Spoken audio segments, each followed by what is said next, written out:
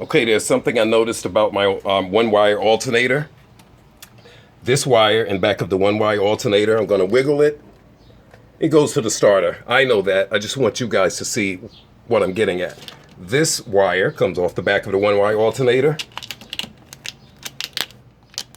Red, routed beside, not plumbed into my electric fan, the route of the electric fan switch. Now we get here, we see my electric fan switch toggle wiring, and we see the alternator wire that doesn't it supposed to get power from the battery? This wire goes all the way.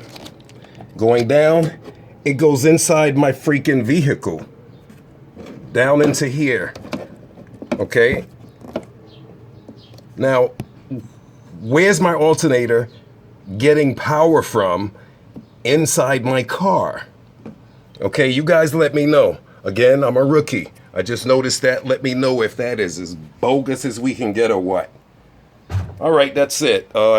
Track soon. It looks like it's going to be Lebanon Valley, as confirmed by my boy, Turbo Steve, or, I don't know, GTO-Steve. But anyway, I'm busy.